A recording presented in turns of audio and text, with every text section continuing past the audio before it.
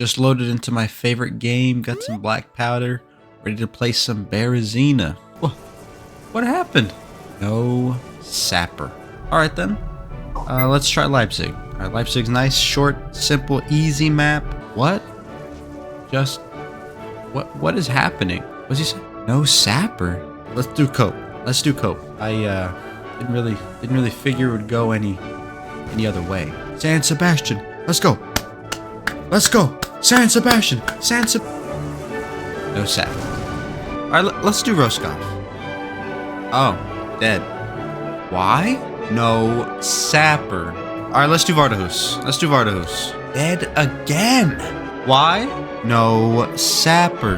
Dad's still gone on your third birthday party? Why? No Sapper. Sappers are the bread and butter of any good team. Without sappers, you ain't making it through any map in this game. Unless you're like some extreme tryhard gaming warlord. The sapper is honestly an easy class to main. And whilst I personally don't main him, I do enjoy playing him every now and again. Because the difference between a bad sapper and a good sapper, bruh, it's noticeable. I made a joke earlier about playing Berezina with no sapper and dying instantly. If you play Berezina with a bad sapper, it doesn't change the outcome, ladies and gentlemen. You're still gonna die. If you like the content, feel free to like the video and subscribe. And if you hate the content, feel free to smash that dislike button. The weapons. Let's talk about the axe. It's the default weapon that every sapper starts off with. And as starter weapons go, the axe is actually really good. You're never gonna go band for band with a guy using the heavy saber. But for quick bursts of offense, the axe is reliable as heck. It does really good damage to all zombies, and depending on the direction you swing and how you use that swing, you can kill a lot of zombies with this thing. The left swing, for example, is just it's a general swing from right to left. It's a decent cleave, but you gotta get close for it to be effective. I personally choose the top-down swing. If used correctly, you can swing down and hit just as many, if not more, zombies. And on top of it, you get headshots easy. I personally used it to get to round 20 solo. Another thing the axe has that's actually really awesome is the shove ability. Of course, the pickaxe does have this too, but I'll get to that in time. The shove ability is awesome. The axe swing speed is slow as hell. It even says right there in the item shop how slow it is. Instead of sitting there swinging your axe like a dummy slowly, just shove once and your teammate's free to go. Especially if you miss. I've seen sappers miss their swings, and you don't want to be on the receiving end of a sapper missing his swing. As a starter weapon, the axe is good. So let's move on to the pickaxe now. I really like this song. It sounds good. The pickaxe it's weird, because it does technically do more damage than the axe, but its range is crap. It's still slow. The pickaxe also has the shove mechanic that the axe does. I forgot to mention this earlier with the axe too. They also have a brace mechanic. If you hold the shove key, which is F, instead of shoving, you go into the brace position. It comes in clutch if you can actually like hit it. I will say the pickaxe, it just, when you use it, it feels like you have more power. It feels stronger than the axe. In a vibe sense, it is better than the axe. It's a damn pickaxe. Let's go mining, ladies and gentlemen. Minecraft reference. Mining away. I don't know what to mine. I'll mine this anyway. This right here, this is a goated song right here. What we're listening to, this is peak. This is peak. This is peak.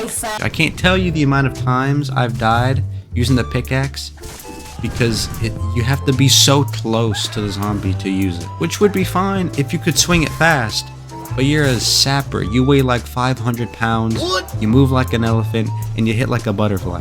It doesn't make sense. I don't think it's even as good as the axe. I think the axe is better than the pickaxe, because it has more range. It's better at crowd control than the pickaxe. The pickaxe can hit multiple zombies. It actually does less damage the more zombies it hits.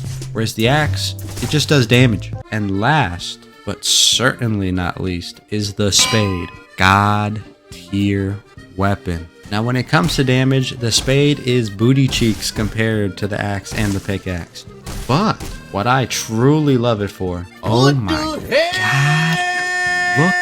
at that range. The axe gives you a decent amount of range, and the pickaxe gives you no range. But the spade gives you so much range, and the spade can't shove, but the spade can put dirt on your walls. Yeah. I just kind of picked it up and threw it at the wall and it gave my wall more health. The entrenchment mechanic just gives your walls more health. So if you got a shovel, do it. I usually don't though because I'm lazy. And I'm going by straight feel out basis. If you don't know what that means, that just means if it feels good, then I like it. If it doesn't feel good, then I don't like it. And when I use the spade, it feels good. Of course, you can't talk about a sapper without mentioning the hammer. What do you use it? Well, everyone knows what you use the hammer for. The walls. It's pretty simple. It's a wall. Zombies go to you, and congratulations, you're safe, because there's a wall in between you and the zombie. Unless the zombie decides to jump over it. A strat that I use is shove the zombies so they're stunned. Quickly switch to your hammer and heal your wall. Switch back to your weapon. Swing.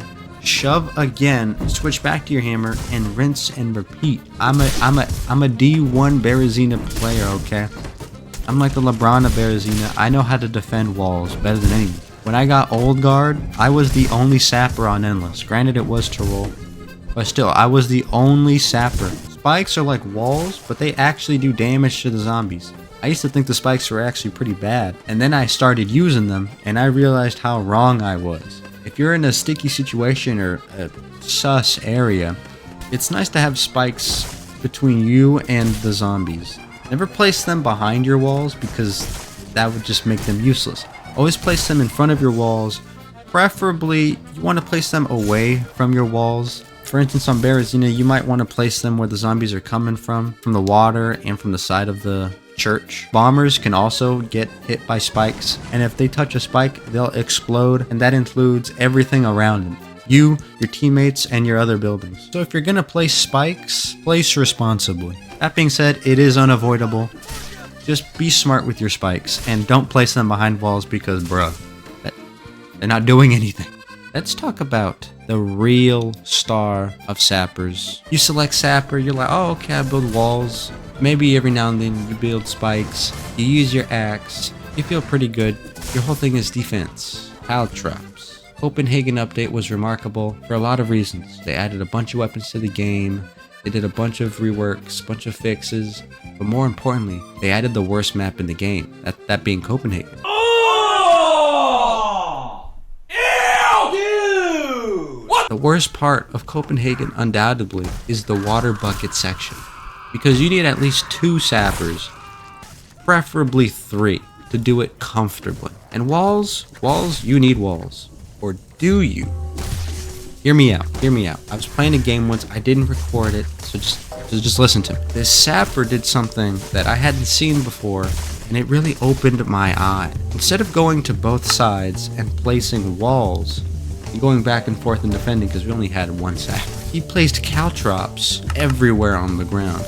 So that the zombies that came over the fences, so the runners that came over the fences, instead of instantly going and beating up the people, pumping the water, they slowly marched their way into our blades. If we had walls with only 1 sapper, we would have been screwed. There's no way he can keep up with both sides. There would have been no realistic way we won that match. But because he used caltrops, not only on both sides, but everywhere, the zombies were always slowed down. It made them easier targets. It saved the people pumping water. And, you know, the biggest important part of this story is that we were able to move on to the next section of Copenhagen, where we then lost, of course, because Copenhagen is, it's too hard for public servers. Moral of that story is, he opened my eyes to caltrops and how goated they actually are. Caltrops, I believe, are the weakest of the 3 buildings sappers can use. They only lose health when they're actually being walked on by zombies. So when they're actually being used is when they lose health, which is fine because they can literally be fully repaired in like 2 swings, 3 swings max. That's like 1, 2, 3. Okay, now they're back to being fully repaired. Bombers will, of course, instantly explode them since they're so weak. but that's fine because you can just place them all back in 2 seconds. Similar to that Copenhagen story, I used a similar method in Roscoff. I believe I was like the only sapper left. Instead of just placing walls on both sides and struggling to upkeep them, I just placed caltrops everywhere since I knew they're easy to upkeep, they're easy to replace, and they slow down the zombies, which makes things so much easier. Moral of the story is use your damn caltrops because they're good. Now, let's talk about siege engineer armor. Is it good? Should you use it? Yes. Honestly, wearing the siege engineer armor just makes you feel like a tank because you are a tank. A walking tank. A very slow, susceptible to fire walking tank. It's pretty good. It's just really up to you whether or not you want to spend the money to use it. How to play the sapper. Your job as the sapper is to defend your teammates from the zombies. Your job is to build walls, build spikes, and most importantly, place those caltrops. Place them at choke points, places where zombies are coming from, to defend your teammates and to defend yourself. You can use walls to stall zombies and get yourself to better position. Sappers are usually on the front lines because, you're defending your builds, but that doesn't mean you should be pushing the zombies back. Let the infantry do that. Remember, they're expendable. You are not. Sappers are massive team players. Actually, it should be called the official team class because that's what you are. If you main sapper, know that you are appreciated, and if you die, the game dies with you. Putting this thing at B tier, subscribe!